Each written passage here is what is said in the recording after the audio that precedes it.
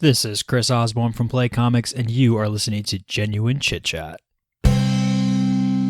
Hey guys, welcome to another episode of Genuine Chit-Chat. This week, I'm joined by the entrepreneur, owner, and chairman of several companies, as well as being the author of 17 books, Brad Sugars. Now, although this chat is only 50 minutes long, we cover a lot of ground, and it's an incredibly inspirational podcast, so I think that after you've been listening to this, you'll definitely be motivated to pursue whatever it is you're pursuing in life. So a quick summary, we basically talk about Brad's entrepreneurial journey, discussing his company ActionCOACH, who kind of started the majority of it off. He talks about why he thinks traveling is so important and his experiences in sort of talking to people one-to-one compared to speaking to large groups of people in seminars and things, which is what he spends quite a bit of his time doing now, at least. We then talk about the importance of learning from multiple sources, as well as that struggle breeds character. In addition to this, we talk about loads of other things, including refining one's product, whether that's in business or music or wherever really, why people need to look ahead to remain relevant, how the internet is neither good or bad. We talk about Brad's bucket lists. We have some quick fire questions at the end about health and a few other things. So it's a nice wide berth, especially for anyone looking to either go down some entrepreneurial pursuits of their own, or someone who just wants to hear about someone who is successful and what goes on there. Now, there's no promo today, but you should have heard in the intro, there was a Chris Osborne from Play Comics, so I'll include a link to them in the description. Go check out Play Comics, it's awesome, and their Facebook group is great. Lots of tasty, nerdy stuff in there as well, so be sure to check that out. Now, I'll be back at the end to talk about what's coming up and a few more details about this show and things like that. So be sure to stay tuned after the chat with Brad to hear a lot more. And, as always, guys, I appreciate each and every one of you listening. Be sure to follow on the usual social media places, Twitter, Instagram, and Facebook. Leaving reviews on iTunes really means a lot. It helps people kind of see the show and things. And sharing via word of mouth is also a massive, massive thing. So I appreciate any of you doing any of those things. And I really hope you enjoy this chat like I did. I'll talk to all of you at the end.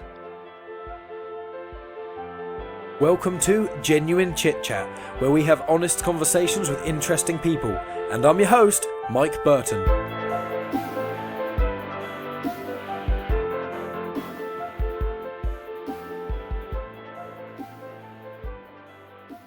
I am joined today by Brad Sugars. Thank you so much for coming on the show, Brad. I really appreciate it. Mike, it's good to be with you.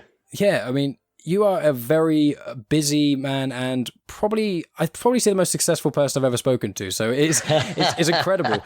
Not only are you like an entrepreneur, but also you've written, 16 books as well? Yeah, the newest one was number 17, Pulling Profits Out of a Hat. So that's book number 17. That's mad. The fact that you can run the companies and you've got like a rich family life as well as writing all these books and things. You're an insanely busy person. So I want to get into sort of how you manage that and things. But I thought we'd kind of jump to almost the start of sort of almost what qualifications, if any, did you get to begin with, and what kind of started you on your entrepreneurial journey? It's interesting because my entrepreneurial journey started well before college, university type stuff. It started when I was in high school, and as a kid, my family was okay off, but if you wanted any luxuries, it was like go and earn it yourself type thing. And so that's what I started doing as a 13-year-old boy, started actually wanting to make enough money to pay for some things for myself we moved a lot as kids. And so when you went to a new school,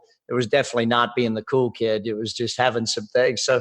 But ActionCOACH started purely was purely an accident. I started by trying to help people I knew with their business, and boom, all of a sudden I'm giving speeches. And then from speeches, people ask, can you help us? And it was like, well, not really. I'm busy running my other businesses. So maybe if you just call me once a week, I can coach you through some things. And here we are 26 years later, coaching in over 80 countries now. We just opened in Russia. So it's kind of cool. We get to coach in Russia, Turkey, Saudi Arabia, South Africa, my home country of Australia, all across here, the US and Latin America. You name it, we're pretty much there, other than we're getting through more of Africa. I think we'll get to there. My goal is 120 countries because McDonald's is in 119. So that's a brilliant way of trying to measure it in a sense. Like if you're going to outdo that, that'd be incredible. Going into sort of ActionCOACH, obviously we don't have the huge amount of time, so I can't get into the huge depths of it. But what is the thing about ActionCOACH that you think has kind of made it above most of the other sort of coaching things? Because a lot of people out there who want to be coaching and things, but your ActionCOACH has won loads of awards, and obviously, as you say, it's around so many countries across the world. It's so universal. What do you think makes it so much more impactful than a lot of the other ones? I think it's probably three main things. Number one, everything that we teach is based on stuff I do every day. So, I'm busy most of the time running other companies. Now, when I say busy, I'm going to have to be honest, Mike. You made it sound like I actually do a lot. I only work 2 days a week to run the 9 companies. I don't work any more than that. I have some great CEOs who do all the company running for me. Early days, I definitely was the busiest man. But these days, I'm more busy with the 5 kids and my wife than I am with business. But that being said, I still get to travel the world. I do 38 different events that I speak at each year and speak around the world. But I think what really sets it apart, first of all, is that everything we teach is based on stuff I do every day. So all my books are written based on what I do. All my seminars are stories about companies that I've built and how I did it, not theoretical, not, gee, this might work. This is actually what I did. This is the actual thing we did, and it worked this way. And these are the 10 steps we took. So I think that the practicality of learning is a big part. I think the second is that, before I even wrote my book, The Business Coach, on how to grow a business, we'd already coached 13,000 companies. So today, around the world, every week, my coaches work with 18,000 business owners or execs one-on-one, and hundreds of thousands in our group programs every month. And the reason I bring that up is because everything we do is not just from what I've learned, but it's also worked with lots of our clients around the world. I think the third thing is that I recruit the best people. You want to have the best business, you just recruit the best people. I didn't really build ActionCOACH. Yeah, I was the founder and stuff, but I recruited a ton of great people who they're the ones who really build your business. And if anyone understands business, they understand that you won't build it, your people will. And if you build your people, then they'll build a great business for you. Yeah, and it's like, collaboration is one of those things that in any avenue you go into, be it music or movies or, podcasting, or obviously being a business owner. All of them in their own way are kind of businesses. It's just kind of how you kind of want to perceive them. The music business is a business. Oh, yeah. Everything is, it's got to make money to pay for itself, or unless you're funded by some rich person on the side. But, everything has to have value. Now, whether you think of the finances or you think of the value that it adds, if you add more value than it costs to be with you, then, of course, you get lots more new customers. Like the band, when you talk about a band, that's their exact job. They got to add more value to the people than it costs to buy a ticket type thing. And if you add more value than it costs to buy a ticket, I'll keep coming back. But if I go and I don't get the value added, I'm not coming back to another concert. I love going to concerts. I'm pretty lucky. I live here in Las Vegas, and we've had Sir Paul McCartney, Elton John, Eric Clapton in this last month. It's like, oh, wow. Dang. Talk about bucket list acts. And it's not about, it's funny, a lot of these bucket list acts are not about people who we get to before we die. It's before they go. Come on. Yeah, all of those people are absolutely, phenomenal. And being in Vegas, obviously, it's like one of the big center points of America. So I was going to ask, obviously, you being from Australia, what made you go to America? Was it the business, and what made you go to Vegas? Well, I chose America based on one simple thing. In Australia, I was a big fish in a little pond. And we already were running the business in multiple countries across the world. But I sat down and said, if I'm going to do this, I'm going to do it I've got to go to the biggest pond there is. And, the U.S. is the world's largest economy, has the most billionaires of any part of the world. So it's like, let me go and try my hand there. And then I moved to California originally, but California is just not my cup of tea. And they also have a wonderful thing called 14% state tax, which really didn't sit well with me. And Nevada has none. But also being in Australia, I was like, what other fun places there to live? And there's no more fun place than Las Vegas. And it's interesting. People always say, why Las Vegas? I say, well, have you ever been off the strip? Have you ever been to the city of Las Vegas? Not the party street of Las Vegas. And they're like, well, no. I said, well, when you go to normal cities, do you only go to the party street or do you go everywhere else? Just our party street's a little bigger than most. That's a very good way of putting it. And obviously you mentioned about traveling and things, and I've noticed from some of the about research I did before our chat, I've noticed one of the key things you say to people of like is how important traveling is. And I assume that's because of the perspective and the change, and you can pick things from other people's cultures, and kind of like the value that you say when you have like people collaborating, you have all these individuals and you use all of their strongest feats to bring together a huge, like supermassive feat in a sense. And is that where you kind of find the value in traveling is? business?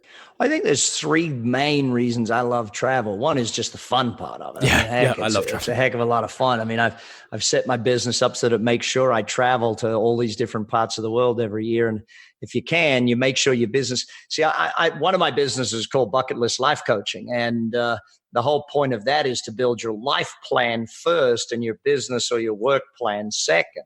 You know, the whole aim of business is to give you more life, and that's really what we're looking to do there. But the second reason I love travel is it gets you away from your stock standard day to day. It gets you out of your routine. So you're thinking different just from that. And then third is the things you get to see and experience when you're there. I mean, from a businessman's perspective, I learn so many things when I travel because I just see the way it's done in different parts of the world. And you think, dang, that's not done back where I live. I'll bring that idea back type thing. And I see that all the time. I mean, I bought a commercial cleaning business down in Australia that they just do things in a different way to what's done here in the States and over in the UK. And so, you know, now I'm expanding it through the UK and next we'll expand it through the United States. I bought a property management company down in Houston, Texas, and thinking, wow, how they're doing it here in Texas is so different to the rest of America. And so now that's expanding across all of the United States. And so that's really, from a business guy's perspective, why I love travel, just to see what's different, see how they do it. And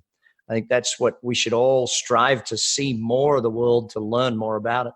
Yeah, I mean, people can get sort of stuck in the rut in a sense, and being around, you know, all the same people, all the same everything. You're stuck in a rut, stuck in an echo chamber in a lot of ways, and it's like a breath of fresh air for lack of a better word, almost your soul, isn't it? Or just going to somewhere new.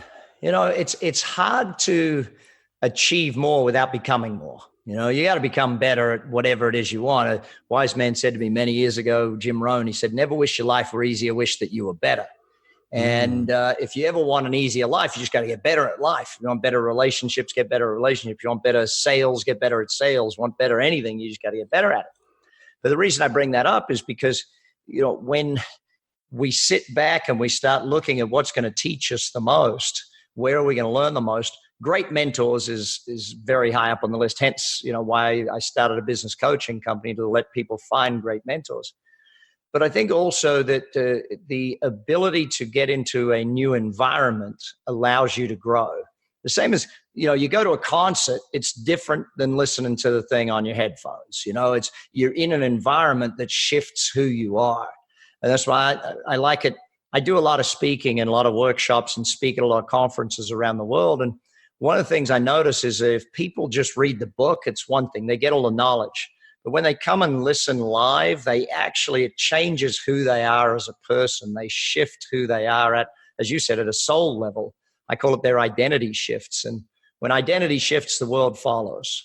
That's a very good way of putting it. And it's funny what you say about the sort of speaking, because I was going to ask about that. Like, obviously you have spoken to, I assume, many people one-on-one with that sort of coaching, and going up to sort of doing seminars with, I imagine, hundreds, if not thousands of people. So how do you have to present it differently in sort of a micro setting compared to like a larger setting? Obviously there's not that one-to-one communication, but like it must feel very different to do and presenting. Yeah, look, it's very different. Although as a coach, your number one tool is questions. And so when I'm on a stage, I'm asking a lot of questions of the audience to make them think. See, a lot of people go to speeches and they get bored and stuff for one simple reason. The speaker is doing nothing more than reading their PowerPoint to you. And it's like, dude, I read it before you even got to the first sentence. You know, the brain can read 4 times faster than you can speak. So don't even think about it. But if you tell a lot of stories and ask a lot of questions when you're on stage, then everyone stays awake. I was just up in Omaha, Nebraska, and I had a guy come up to me at the end of it. He says, 4 hours. I did not fall asleep once, didn't get he said, you're pretty good at this. I went, well, a couple of years doing it type thing. But the reason I sort of point that out is that when I'm one-to-one with people, I'm asking about their business, the questions are making them think. See, if you understand educare, education comes from the Latin root, the word educare, meaning to draw out. And thus, you use a lot of questions, you get that knowledge coming out of people. Most people know what to do in order to succeed. It's not the what to do or the how to do it, even in many cases. It's the actual gumption to get over it. I have a formula for change, which is D times V plus F has to be greater than R, which stands for dissatisfaction times vision plus the first steps have to be greater than your resistance. most of what I do as a coach is help people overcome their resistance to doing what needs to be done. It's like I teach success, and often it's not, I don't have to teach you anything to do success. I just have to stop you doing the things that are making you unsuccessful. I don't have to teach you wealth. I have to stop you doing the things that are making you poor, and like health. I don't have to teach you health. The body will naturally be healthy. I just have to stop you doing the things that are making you unhealthy. And so when you look at it from that perspective, if someone has a level of dissatisfaction, they will move to change. If someone has a vision of where they're going to go, they will change. Most people already know the first steps.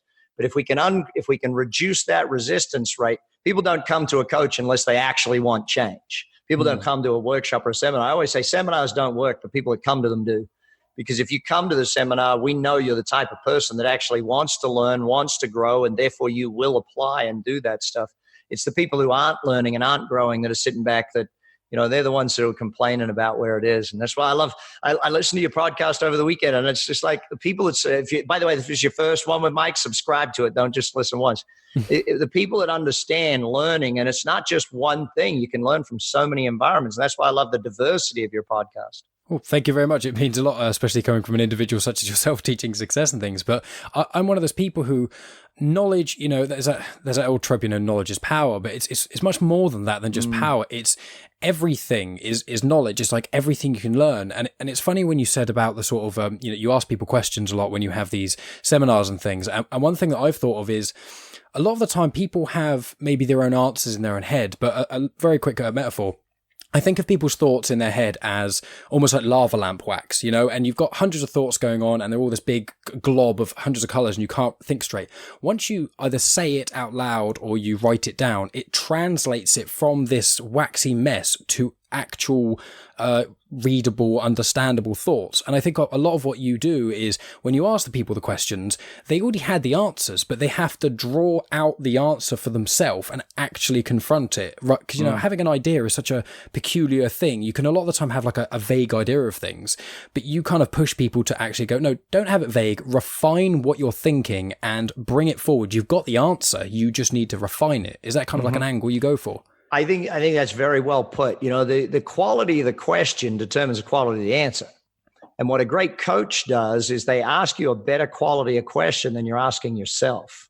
I mean, average business owner says to me, how do I grow by 10%? I said, that's a stupid question.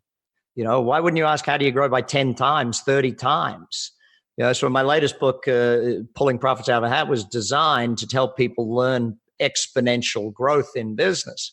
And the first whole section is, why are you asking yourself to grow by 10%? Why are you even thinking that that's okay?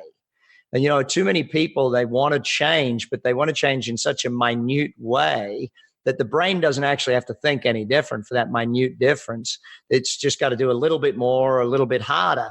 And that little bit more, a little bit harder becomes a trap. You trap yourself in a little bit more, a little bit harder, and therefore the quality shifts by maybe a few percent each year. And therefore, with inflation and everything, it doesn't really shift that much. I think that, if I could challenge people to one thing, it'd be to think entirely differently and to go for, I see people working jobs they don't like. I see business owners running a business where they're literally working 80 hours a week, not making that much money. And it's like, come on, there has to be a better way. Are you searching for it? But that comes back to the whole, you can't out earn your learning. If the most you ever learned to make a year was $100,000, that's the most you make in a year. You've got to learn that whole thing. It's like any subject, I guess. If you want to be good at it, you got to learn it. I had a guy I was meeting with probably 2 weeks ago, and he says, but Brad, I'm no good at sales. I went, well, really? How many sales training courses you been on? He said, well, none. I said, well, how many sales books you read? Well, none. Well, of course you're no good at it. I mean, you can't expect to be good at something you've never learned.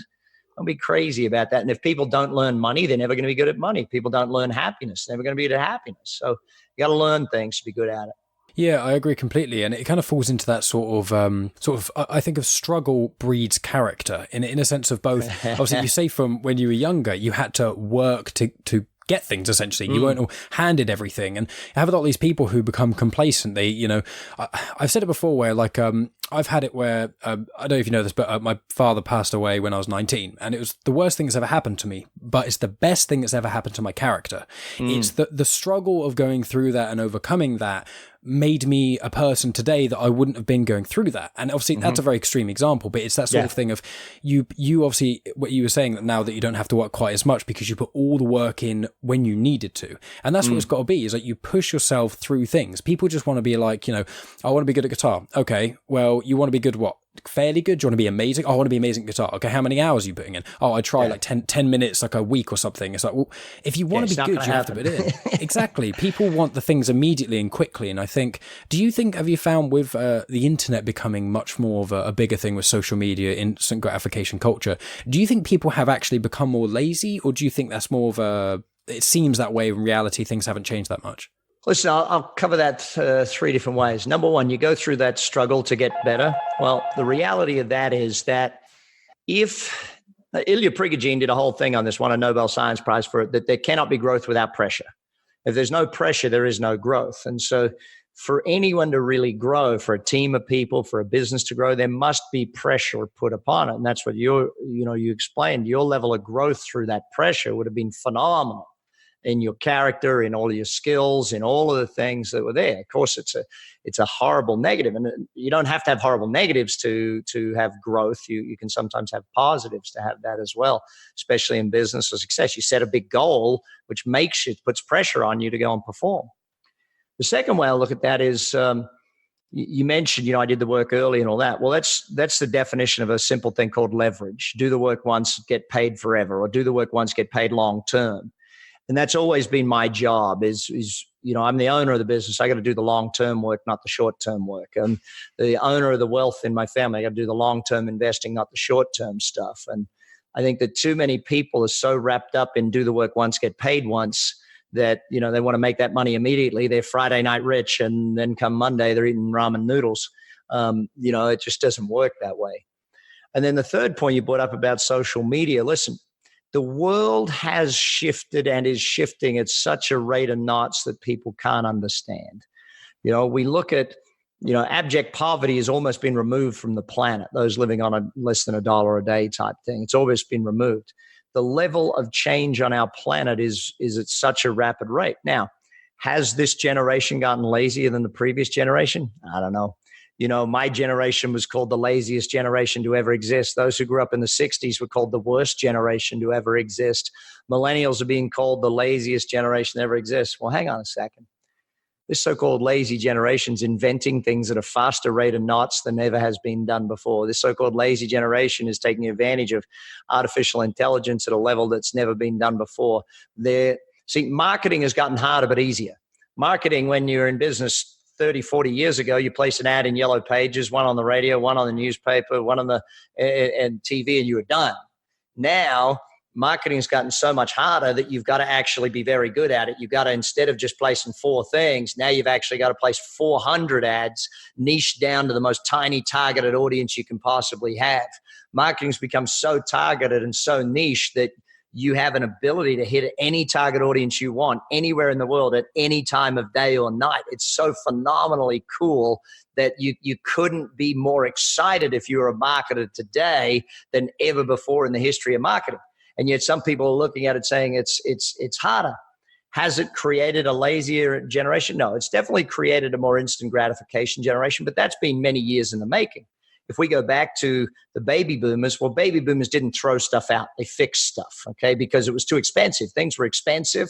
You bought it, you fixed it, you did that. And that's why baby boomers had to learn to fix things and learn to think for themselves, and it was a different way of going. Gen X and Gen Y, well, it gradually got more and more because the production costs kept coming down and down and down and down. And all of a sudden, there's a whole bunch of things happening out there in the marketplace that are different to what's happening with generations gone by.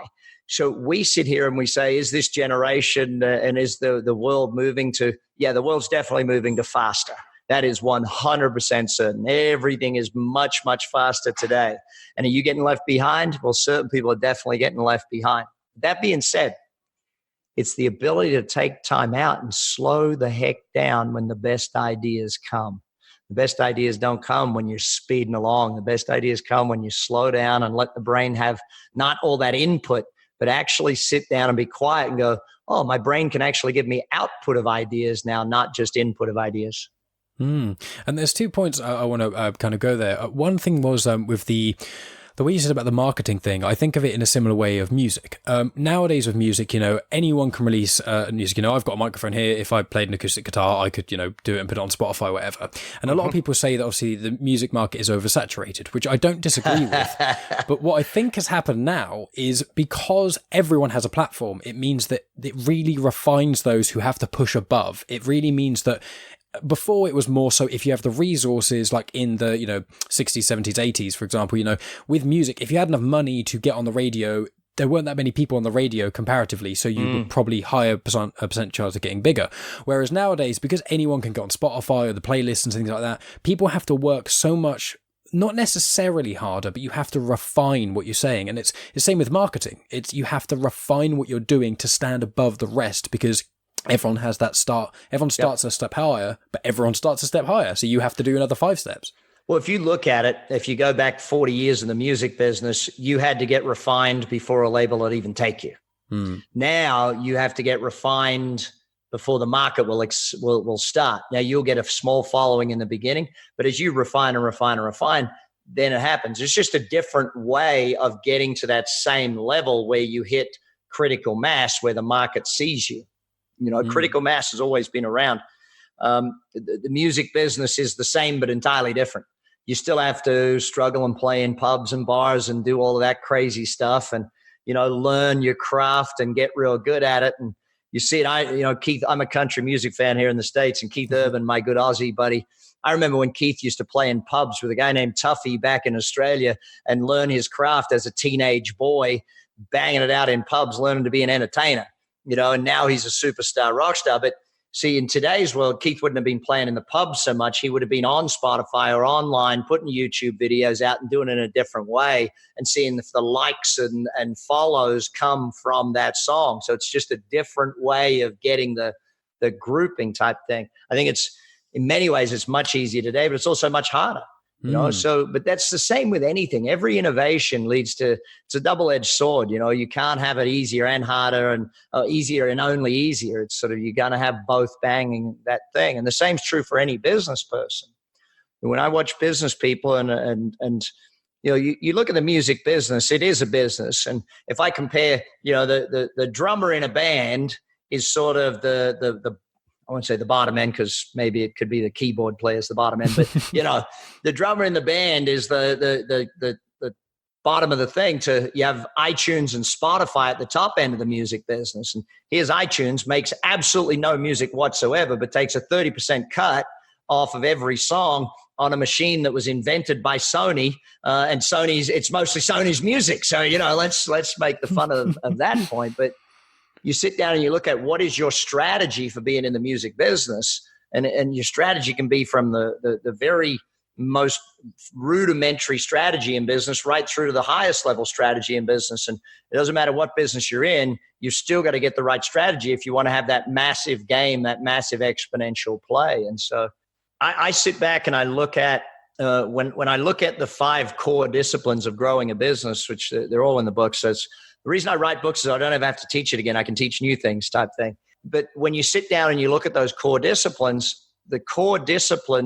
I use that word discipline because you've always got to keep getting better. In business, you never get marketing right. You get it right for today, but the marketing that's working today, probably next week will have to shift a little bit to work again. And especially with online and the way it's moving and everything's changing so dramatically, we've got to look at that. And I can see that just by the way you're talking about things, I mean, I wouldn't have made this false assumption because obviously researched you and things like that, and I want you to come on the podcast and whatnot. But obviously when people hear sort of CEO, top of the sort of food chain in a sense, a lot of money, they can often have this biases, which is just like, oh, they're up there and they're disconnected from like everything else. But I think with truly successful individuals such as yourself, you really have to have that eye on everything. Like some of the greatest people, I was podcast listening to the other day, and it was like, you can be like I think it's Roger Federer or Tiger Woods. Now Tiger Woods, from a very young age, all he did was golf, just golf. And then Roger Federer, he played tennis as well as I think football and loads of other different things. And the culmination of Federer had meant that he had all the applicable skills from all the different range of things, and he could use it different parts from each one of those. Obviously, the Tiger Woods model can work if you just put your head in and just solely focus with tunnel vision. But I think with the market changing in the way it is, and especially with businesses, 10 years ago, so many businesses that didn't exist, and the other way around, 10 years ago, some businesses you thought they're never going to disappear, and now they've just gone forever, in theory. And so it's like, you must, being, in a sense, at the top, you must have to keep an eye on a lot of things that people from, say, the bottom, in air quotes, wouldn't really realize. You seem to have your eye on the ball of like every aspect of things.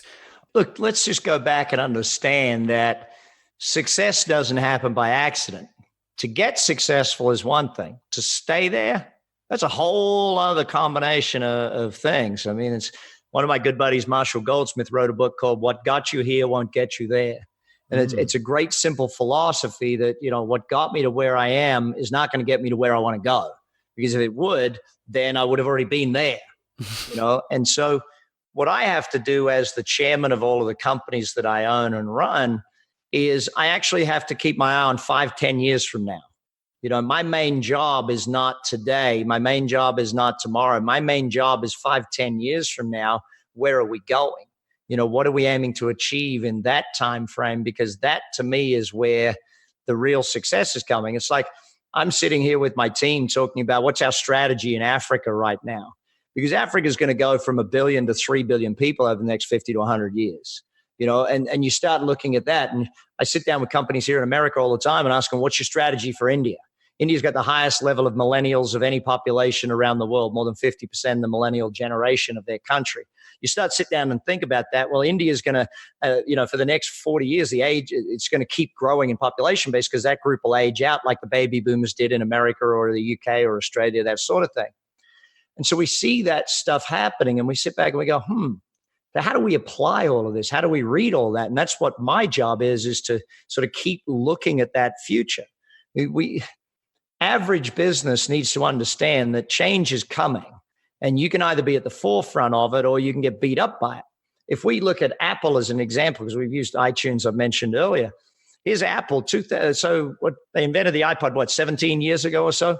So here they are, 17. Well, they didn't invent it. Sony invented it. They just made it look pretty and gave it a decent name. Sony called it the MP3 player, really sexy name. Sony marketing people, good job. But if you go back to when Steve Jobs was fired from his company, and then he went off and ran Pixar. He bought Pixar and turned it into a multi-billion-dollar company, sold it to Disneyland. What he had to learn was leverage. Do the work once, get paid forever. See, Apple made a computer once, sold it once. Right? They were a manufacturer. To sell another one, they had to make another one. Whereas at the other end of Silicon Valley, you got Bill Gates, became the richest guy in the world. How come? Well, because he made a piece of software once. Shitty piece of software in the beginning. Sorry, Bill. But, it was better than anything else on the market because there wasn't anything else on the market. And so you sit back and you look at it and you go, here's a guy that made a piece of software once, sold it billions and billions of times. Now they don't even sell it to you. They just rent it to you. You pay your annual subscription to do it. And you sit back and you look, Bill, when Steve Jobs came back to Apple, what was his first thing to do to get him into success? And he realized that, hey, we're not going to be successful just manufacturing and selling computers. You look at that model and Dell and Compaq and HP and all these others that have come and gone, and some have stayed and some are gone.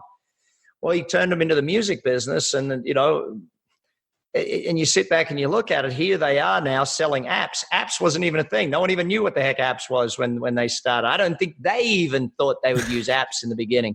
To be real blunt, when you look at some of those earliest apps, the games that were on an iPod with the circle thing on it, and you sit back and then they invented the bigger screen because people didn't want to play games on the small screen. All of a sudden now you got a big screen and then, now we can sell movies and TV shows. I'm not sure there was genius behind that, but I'm certain that there is today. So, as they launched their $4.99 a month subscription service for TV and movies and stuff, that's kind of cool. But there's a whole bunch of stuff that comes to success and staying ahead. It's about every day, keep learning. I keep hopping back to that one thing. If you want to be successful, keep learning. Yeah, and exactly. And, learning, you can never learn too much, essentially. And it's just, you can learn from everywhere. But where do you think, it's a really vague question, so apologies for this, but sort of, where do you think everything is going? Do you think in a sense of positive or negative? Do you think the market, the world, the way we are, because there's a lot of negativity in the media, and I think there's a lot of pessimists out there. Really? There's a lot of negativity in media? Oh my God. Why? Because it sells newspapers. But then again, look at today. The readership rates of newspapers is down to an all-time low. All-time low. Exactly. Why? Because they're negative all the time. People don't even watch the news anymore. People get a little bit of news on their feed, and that's about all they really need. Exactly. Look, I'm very much positive about where the world is going, because, like anything, we have negatives, but the world keeps moving in a positive direction. You look how much better the world is today. Infant mortality is down dramatically. Female education is just below the rate of male education right now. Infant vaccination is at an all-time high on the planet. Electricity grids are in more places today than they've ever been before. Road systems, rail systems. We got more of this stuff in every part of the world. You literally have tens or hundreds of millions of people in China, India, and Africa moving into the middle class every year. The world's getting better. When there's crime and things have gone down, and as you said, crime is down so much, and people don't even recognize it. Like, crime is down at the lowest levels it's ever been. Unfortunately, we do have the ridiculously awful conflict in Syria, which is putting a blight on our world stage. But other than that, we're doing pretty good as a society. And business-wise, look, I love the fact that, like, you sit there in the UK, I'm sitting here in Vegas, we can be having a conversation, and someone can be sitting in Croatia listening to us chat. And the world is getting better from the point of view that everyone's able to get to the information that they want at the touch of their fingertips. And, that's making us both smarter and dumber. People don't think they have to learn it anymore. Like, I don't have to learn geography. Why? I got Google Maps. Well, maybe kind of learning geography would be a little bit of a smart thing to do. It's kind of that thing. But look, I'm very positive about where we're going as a society. I think that we're starting to, and luckily enough, the millennial generation has woken up to the environment. They're the first generation that's ever actually had to consider the planet not existing. And so, with plastics and things, there's starting to become an urgency around that stuff. There's an urgency around removing plastic bags and straws and stupid stuff that's in plastic and single-use plastic bottles. And, the world is getting a lot better. Yeah, I 100% agree. I mean, I've described myself previously. It's quite lame saying it out loud, but it's like as an optimistic pessimist. Okay, so I call myself a realist. I prepare for the worst, but I hope for the best. And that's kind of how I go for my life. I've had my ups and downs in my life for reasons we've previously explained. And it's like, even when the worst stuff happens, it's still like things can still get better. We can always still try. And a lot of the time, just a positive attitude is enough to turn things around. Yeah. And I'm sure that you've had that sort of in the many years that you've been in business and things like that. I'm sure you've had many times where you've hit the bottom and you think, how am I going to go from here? I'm just going to keep on going. I know I can do it. And that attitude alone has pushed you through. Buddy, look, there's not one of us alive that hasn't gone through stupid stuff. And, I've been in the best of times when, we're giving birth to our kids, and my marriage, and great experiences and fun times with family and friends. So the worst of times, getting held at gunpoint in Mexico, being in a mass shooting here in Las Vegas, and, the most awful experiences of your entire life that you have to go through. And I would never wish anyone ever has to deal with any of that sort of stuff. But life's pretty damn good on the flip side. Life's pretty good. You got some good friends, you got that stuff. And I'm lucky enough to have learned early on in my life how to be successful. I was lucky that at age 16, I won the Rotary Youth Leadership Award in my area. And I think I won that because I had some great mentors when I was in Boy Scouts, and some of those leaders helped me become the young man that I was, not just my family, but some of those great leaders around me. And winning that award put me for a week-long training about success and leadership. And I think if anyone can help out a young person learn success, my foundation, the ActionCOACH Foundation, what we do is educate young people how to be employers, not employees. How to actually go out there and be an entrepreneur rather than just go out and get a job. The days of, if we look historically, up until about the 1920s and 30s, people worked for themselves. They didn't actually work for a big company. They all had their own business, so they ran their own little farm, or they bartered and traded and did that sort of thing. And then what happened in the 20s and 30s, right through to about 1954. In 1954, there's a book that was sort of like a transitional point in history called The Organizational Man. And it was all about, you work for the big company and your job is to work for the big company. And everyone was sort of taught that way of being. And we're now gradually moving away from that. Everyone's moving away from, they don't want to work for the man. They don't want to work for the big company as much anymore. And we're gradually moving to a point where everyone wants to have their own business. hence why my businesses are blowing up, because that's what we do. We help people with doing that sort of thing. I think the more we see generations move, and we're seeing us moving from a having culture to a living culture. We're moving from that where everyone wants to have more to everyone wants to experience more. And that is just such a generational shift where people don't want the stress of a massive mortgage and that sort of thing anymore.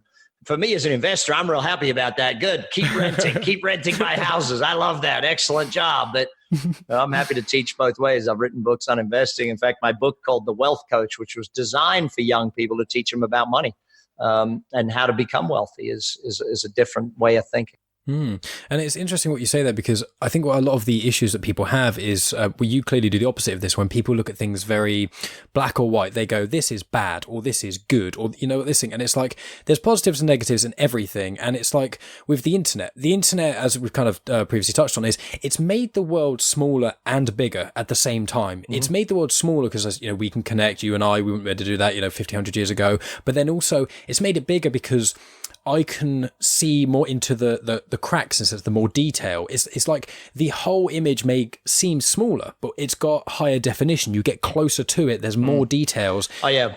When there's a disaster on the other side of the planet, we see it in vivid 4D, 1080p. It's right there in your face type thing. And that's both good and bad that we're educated as to what's going on, but it makes us think there is more negative in the world than there actually is. I'd love to start a channel just called Good News. It's not CBS News or ABC News or BBC News. It's good news, because I think that's what the world needs a lot more of. Listen, success is not something that is mysterious. Success is something that is formulaic. If you follow the formula, and this is what people say, what are the secrets to success? Secret is read books, because guess what? Every secret to success is written down in a book. And I teach you with a very simple formula: dream, goal, learn, plan, act. Dreams times goals times learning times plans times actions equals success. You got to have dreams, and I don't care what your dream is, whether it's financial or experiential, whatever it is. But if you don't have dreams, they're not coming true, and as you said earlier, you got to put pen to paper. There's a magic of when you write stuff down, it becomes thought, clarity, actual pen to paper. From there, you got to turn them into goals. It's got to have a measurable result in the time frame. Otherwise, it's not going to happen. There's no pressure to make it happen. Therefore, and if you don't write a goal down, you don't do the learning. Like if I write a goal to double my income, then all of a sudden I got to do some learning on how to double your income. I might have to read half a dozen books, listen to a bunch of podcasts, et cetera, et cetera. And then you flip that over and you say, well, okay, once I've done the learning, then I can write the plan. There's no use writing a plan based on current knowledge, because current knowledge got me here. It's not going to get me there. Got to get new knowledge. And this is where a lot of people, when they write down their goals and their friends go, oh, you can't achieve that. You should say, yeah, you're right. The person I am today cannot actually achieve those goals. The person I am becoming, the person that is learning all of these things, will knock those goals out of the park real quick. You got to grow into your goals. Your goals aren't something that you can achieve. Your goals are, if they were, that'd be a to-do list item, not a goal. So we've got to grow into our goals. And that's why the learning and the planning takes place before the action does. And that's where success kicks in. And we're going to have to start to wrap up here. I mean, I feel like we could probably talk for hours and hours, but we've only got a little bit of time left. So I want to ask a couple of things of you as well. Is first of all, you mentioned sort of bucket list things. Is there anything, I'm sure you've managed to tick off a lot of things now off your bucket list, but is there any like one big thing that you still haven't quite sort of got to yet, or something you're still achieving for? There's a bunch of things still on our bucket list. We keep a bucket list journal, and so the journal is full of all sorts of different things. And I mean, my girlfriend have the same. Yeah, and in our journal, we have a different heading on each page. And literally today, one of my teenage daughters sent me a link because we're going to Latin America for summer next year. And we decided, because my wife loves waterfalls, we're going to go and visit the 10 best waterfalls in South America type thing. That's amazing. And, so things like that, more experiential things. And one that's near and dear. I'm a sports fan. I'm a sports nut. So my buddies and I, we've planned to jump on jet and fly to all of the college bowl games in January in a couple of years' time, just do game after game. So every day a different game. So not sure how we'll cope with the drinking and partying, but I'm sure our livers will live through that thing. But, mostly experiential. But then again, as a dad, a lot of my bucket list items are now about my kids and helping them become, great members of society and add value back to society that's taking care of them to get to where they are. Yeah, well, that's a really noble thing to think of as well. And it's with everything that's sort of, there's so many paths we can go down, but obviously we've only got a limited time, which is upsetting to me. But I was going to say, like, life, what you kind of said about the sort of baby boomers or the previous generation more about having things is, it kind of links on with sort of hard working, is that if you spend weeks and weeks and weeks working hard and struggling through and getting through, the end goal, whatever that end goal is, I see that as when you're at the end of your life, you won't see the week or two that you spent really like building a wardrobe, for example. It's really simple things because the wardrobe in front of me.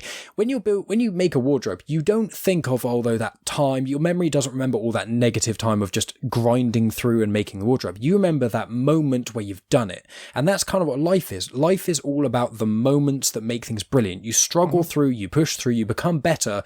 But at the end of it, it's just about those moments. It's about those experiences. And that's truly, I think, what being a human is. You never know when those experiences are going to show up, though. And that's the whole challenge of it. People are like, well, those experiences show up on vacation. Not always.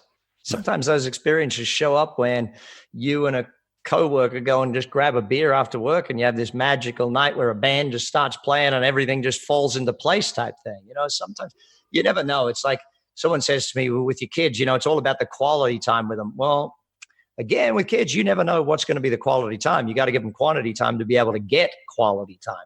That's just the way it works.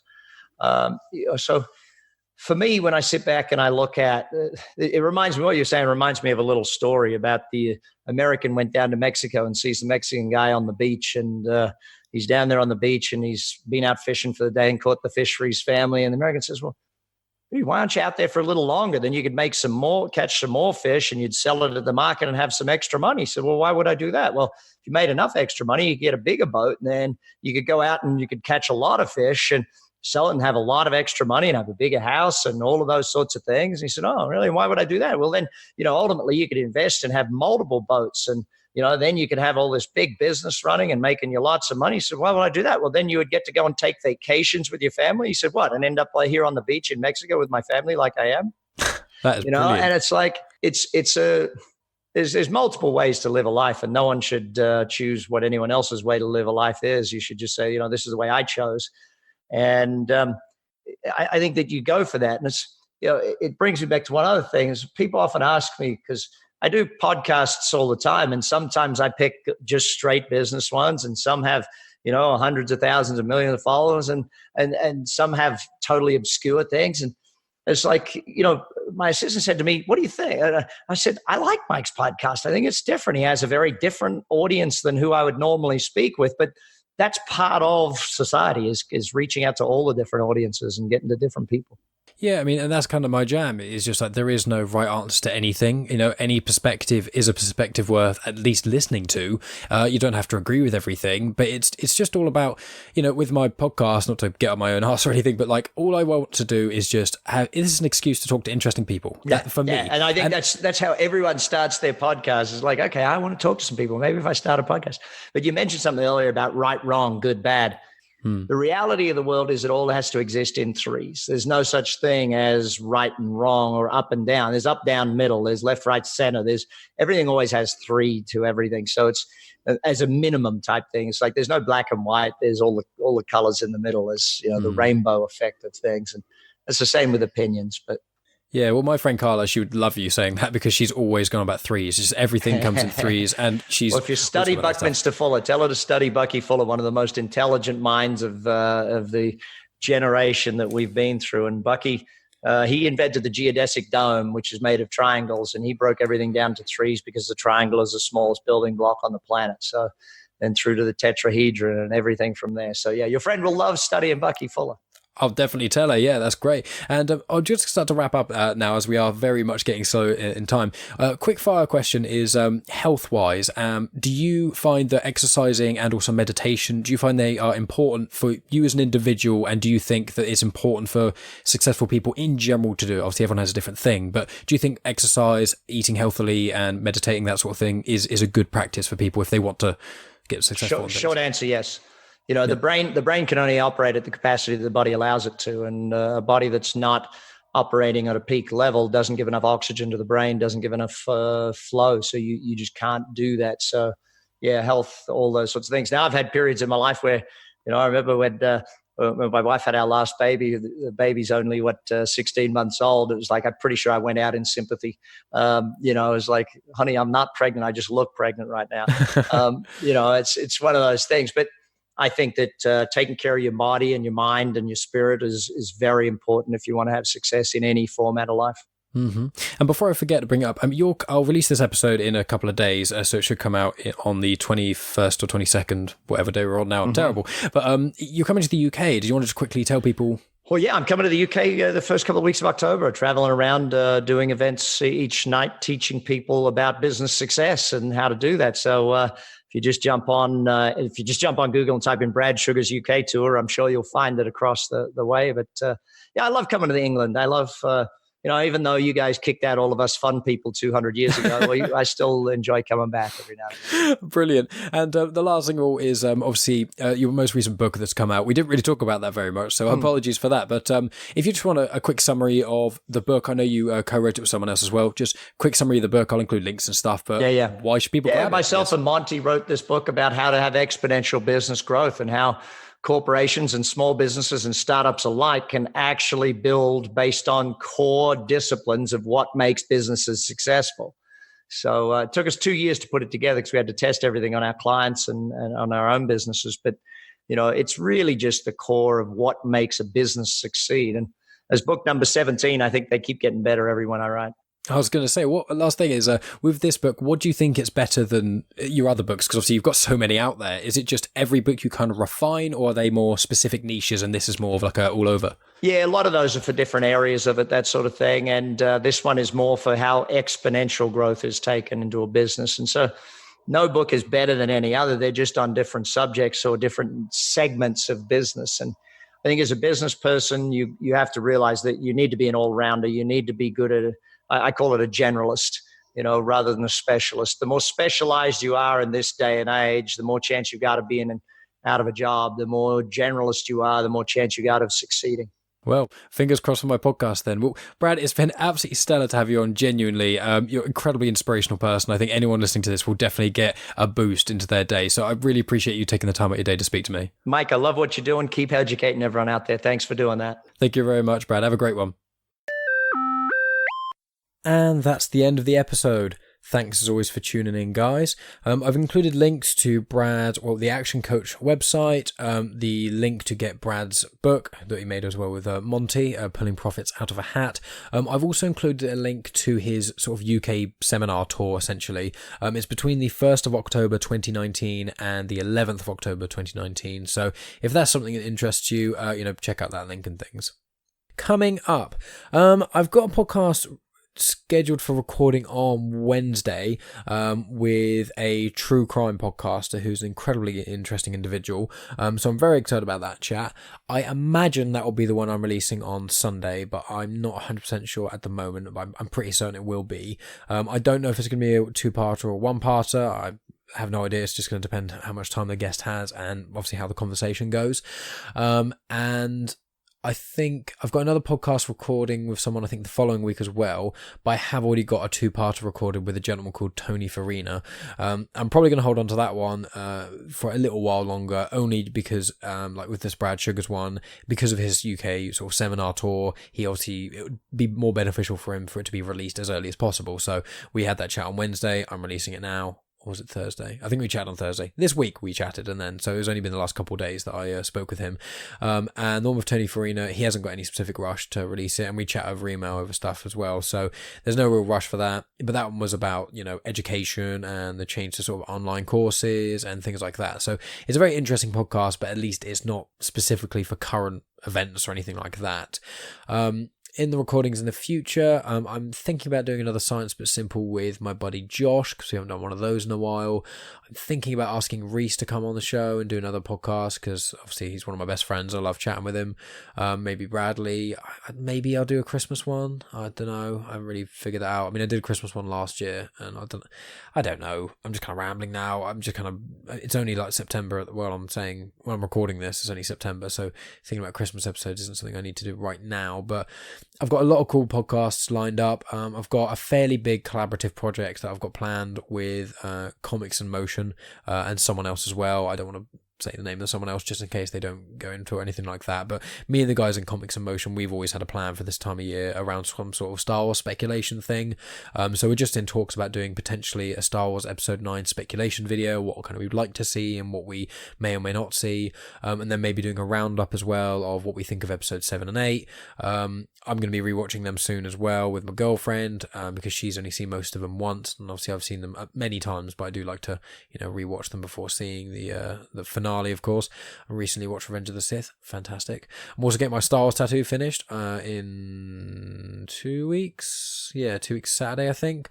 So as long as my skin didn't play up like it did last time, this should get all finished, which obviously, if any of you follow me on Instagram, you'll know that I do have, or you should know, but I posted ages ago, that I have a Star Wars tattoo on my left upper arm, on my bicep, tricep sort of area, it's like a red and black one, and it's Anakin and Obi-Wan fighting on Mustafar, and then it's a Darth Vader helmet as well, so it's kind of encompassing the original trilogy and the prequel trilogy, and then this new one is going to be, well, the new one is almost finished. I just haven't taken a photo and put it online yet because it's still got 4 more hours and that'll be done, and that'll be a total of 10, 11 hours under the gun. Make it sound so grandiose. And then I'll be able to put a picture up of that because I love my Star Wars tattoos, and be hopefully getting a full Star Wars sleeve probably by the time I'm 30. But I need to see how Episode 9 is, because if Kylo Ren is cool, then I'll definitely be having a Kylo Ren tattoo, because I loved him in the 7 and 8. But we'll see how he is in Episode 9. I may get a Darth Maul one. I may, because I love him in Clone Wars and Rebels. I may get a mix. I don't really know, and barely any of you even know what my arm looks like, so I am definitely rambling on, and a lot of the people who've been listening to this podcast may have never listened to me before and are just listening to Brad Sugars, so sorry about that, guys. At the end of this, I always just ramble on, so you get the juicy, well put together and well edited intro, you get the main chat, which is what everyone's there for, with the guest is always more interesting than I am, and then in the end you get me kind of say what's coming up and then kind of just ramble into nothingness until I think it's time to stop, which we are coming to that point, but I just want to reiterate what I say at the end at every show. I do really appreciate anyone taking the time out of their day to listen to this. There are so many podcasts out there, and this is more of just an excuse for me to talk to people that I find interesting. Brad is obviously one of them, and all the other people on my podcast I'm very honored to have on, even friends of mine who are willing to take time out of their day to spend 2 hours sat with me in a room recording. So I really, really appreciate you guys listening, and if no one has to do this, obviously, and I couldn't force you even if I wanted to, but if you share this via word of mouth, it's so appreciated. And if you share it on social media, tell people to listen to it.